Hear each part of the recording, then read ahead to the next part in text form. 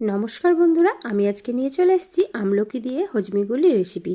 তো আমলায় তো প্রচুর গুণ, আমরা সেটা সবাই জানি। প্রচুর পরিমাণে ভিটামিন সি থাকায় সর্দি, কাশি, পেট ব্যথা, বুক জ্বালা অনেক কিছু থেকে উপশম পাওয়া যায়। তাহলে চলো আজ আমি এটি কীভাবে বানিয়েছি তোমাদের সঙ্গে শেয়ার করি। প্রথমেই 1 কিলো আমলা আমি খুব ভালো মতো পরিষ্কার করে ধুয়ে নিয়েছি। এদিকে দেখো একটা সসপ্যানে জল বসিয়ে দিয়েছি, জলটা ফুটে উঠেছে। এদিকে একটা ফুটো থালার মধ্যে আমি আমলাগুলো সব বসিয়ে দিয়েছি। থালাটা ফুটো ফুটো ঝাঁঝরি থালা। তো বসিয়ে ঢাকা দিয়ে এটাকে আমি 15 মিনিট স্টিম করে নেব। তো ফিরে এলাম 15 মিনিট পর। দেখো আমলকিগুলো কিন্তু খুব ভালো মতো সেদ্ধ হয়ে গেছে। নিশ্চয়ই দেখেই বুঝতে পারছো কালারটা একেবারে চেঞ্জ হয়ে গেছে। তো আমি একটুখানি দেখে নিই যে কতটা সেদ্ধ হয়েছে। দেখো একেবারে নরম হয়ে গেছে। তো এবারে এটাকে নামিয়ে আমি খুব ভালো মতো ঠান্ডা করে নেব। তো দেখো আমলাগুলো কিন্তু খুব ভালো মতো ঠান্ডা হয়ে গেছে। এবারে আমি এগুলোকে ছাড়িয়ে নেব। তো দেখো এটা ছাড়ানো কিন্তু খুব সহজ। মাঝখানটা একটুখানি চাপ দিলেই পুরো পিস পিস হয়ে এটা খুলে যায়। আর এই মাঝের বীজটা আমি ফেলে দেবো।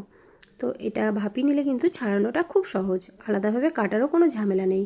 তো এইভাবে আমি সমস্ত আমলকিগুলো ছাড়িয়ে নিয়েছি। আর কয়েকটা আমি গোটা রেখে দিয়েছি 10-12টা, ওটা আমি মোরব্বা বানাবো। আর এই যে এটা ক্যান্ডি বানাবো। আর কিছুটা বানাবো আমলকির হজমিগুলি। তাহলে চলো রেসিপিটি এবার শুরু করা যাক। তো গ্যাস বসিয়ে দিলাম। তারপর এখানে আমি একটা ফ্রাই প্যান বসিয়ে এর মধ্যে আমি একটুখানি ভাজা মশলা বানিয়ে নেব। তো তার জন্য প্রথমেই আমি 1 চামচ গোটা জিরে, 1 চামচ গোটা ধনে দিয়ে লো ফ্লেমে আমি এটাকে হালকা করে ভেজে নেব। খুব বেশি ভাজার প্রয়োজন নেই, হালকা ভাজলেই হবে। বেশি ভাজলে আবার তেতো হয়ে যাবে। তো তারপর আমি এখানে 10-12টা মতো গোলমরিচ দিয়ে দিলাম। গোলমরিচটাও একটু এর সঙ্গেই ভেজে নেব। আর সবশেষে দিয়ে দিচ্ছি 1/2 চামচ জোয়ান। ব্যাস, এটা এবারে গ্যাস বন্ধ করে দিয়েছি। এই হালকা আছে এটা ভাজা হবে। তো দেখো এটা ভাজা হয়ে গেলে খুব ঠান্ডা করে নিয়ে তারপর এটা মিক্সি জারে দিয়ে আমি এটাকে গুঁড়ো করে নিয়েছি। আমি ঠিক যতটা হজমেগুলি বানাবো সেই হিসাবে আমি এখানে মিক্সি জারে আমলকি নিয়ে নিয়েছি, তার মধ্যে দিয়ে দিলাম কয়েক টুকরো আদা। এবার এটাকে আমি খুব ভালো মতো ব্লেন্ড করে নিয়েছি। দেখো খুব স্মুথ একটা পেস্ট হবে। এদিকে ফ্রাই প্যান বসিয়ে দিয়েছি, তার মধ্যে আমি 1/2 চা চামচ ঘি দিয়ে দিলাম। এটা অপশনাল, দিতেও পারো নাও দিতে পারো। তো এবারে আমি এর মধ্যে আমলকির পেস্টটা ঢেলে দিলাম। দিয়ে এটাকে খুব ভালো মতো নেড়ে চেড়ে আমি রান্না করে নেব। তো দেখো একটুখানি নেড়ে চেড়ে নিয়ে তারপর এর মধ্যে আমি দিয়ে দিয়েছি আখের গুড় 1 বাটি পরিমাণ।